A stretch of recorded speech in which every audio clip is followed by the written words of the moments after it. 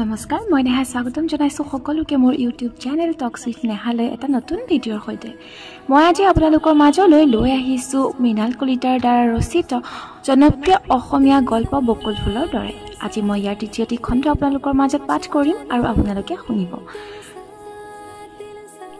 আৰু যদি মোৰ কণ্ঠত প্ৰত্যেকটো খণ্ড আপোনালোকে ভাল পায় তেনেহলে লাইক কমেন্ট আৰু শেয়াৰ কৰি দিব আৰু যিসকলে প্ৰথমবাৰৰ কাৰণে চাইছে তেওঁলোকে মোৰ চেনেলটো সাবস্ক্ৰাইব কৰি দিব তেন্তে বলক দেৰি নকৰি আৰম্ভ কৰো আজিৰ খণ্ডটো যোৱা 6 দিন ধৰি অহিম স্কুললৈ অহা নাই কিয় জানো অহিমক নেদেখি নিৰ্মলৰ মনটো ভাল লগা নাই যোৱা দুটামান বছৰত নিৰ্মলে অহিমৰ আচৰিত ধৰণৰ পৰিৱৰ্তন দেখিছে ক্লাছত সমনীয়াবোৰে যেতিয়া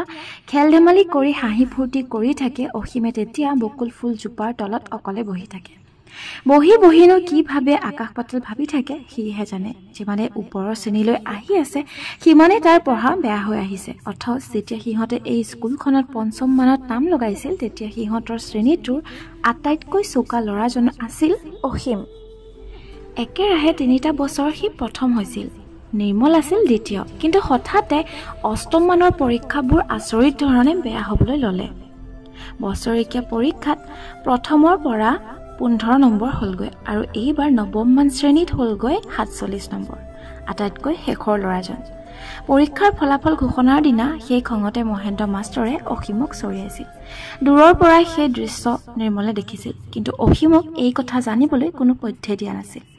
সেইদিনা নিৰ্মলে অহিমক অকলশৰীয়াকৈ লগ কৰিবলৈ বিচাৰিছিল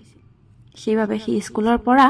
লগৰীয়াসকল ঘৰলৈ যোৱালৈ ৰৈ আছিল তেতিয়াই ঘটিছিল এই ঘটনাটো অথচ এসময়ত মহেন্দ্ৰ মাষ্টৰৰ আটাইতকৈ প্ৰিয় ছাত্ৰ আছিল অহিম সেই অহিমকে সিদিনা মহেন্দ্ৰ মাষ্টৰে নিৰ্দয়ভাৱে চৰিয়ালে সেই চৰটোৱে যে নিৰ্মলৰ বুকুখনত আঘাত কৰিছিল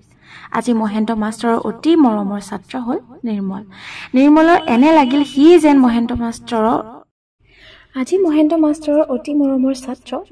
নিৰ্মলৰ এনে লাগে সি যেন মহেন্দ্ৰ মাষ্টৰৰ মৰমৰ ভাগখিনি অহিমৰ পৰা নিৰ্দয়ভাৱে কাঢ়ি লৈছে নিৰ্মলে জানে অহিমৰ বুদ্ধি বৃদ্ধি বেলেগ ধৰণৰ তাৰ পৰীক্ষা কেতিয়াও বেয়া হ'ব নোৱাৰে অহিমৰ নিশ্চয় কিবা এটা হৈছে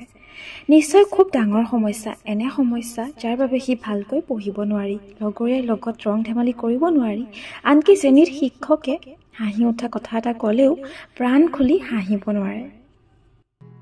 দেন গাইজ আপোনালোকৰ লাইফতো বাৰু এনেকুৱা কিছুমান বন্ধু আৰু বান্ধৱীক আপোনালোকে লগ পাইছেনে যিসকলে আপোনালোকৰ ভাল বেয়া দুয়োটা সময়তে আপোনালোকক সাহস দিছে আপোনালোকৰ সন্মুখত থিয় হৈ আছে যদি আছে তেনেহ'লে আমাক কমেণ্ট কৰি জনাওক আৰু এনে ধৰণৰ শ্বৰ্ট ষ্টৰিসমূহ পাই থাকিবলৈ আমাৰ চেনেলটো ছাবস্ক্ৰাইব কৰি দিব দেন গাইজ মৃণাল কলিতা দেৱৰ দ্বাৰা ৰচিত অসমীয়া জনপ্ৰিয় গল্প বকুল ফুলৰ দৰে এই গল্পটিৰ দ্বিতীয় খণ্ডটি আজি ইমানতে সমাপ্ত হৈছে আৰু যদি আপোনালোকে ভাল পায় আমাৰ গল্পসমূহ শুনি তেনেহ'লে আমাৰ চেনেলটো ছাবস্ক্ৰাইব কৰাৰ লগতে ভিডিঅ'সমূহ লাইক কৰি দিব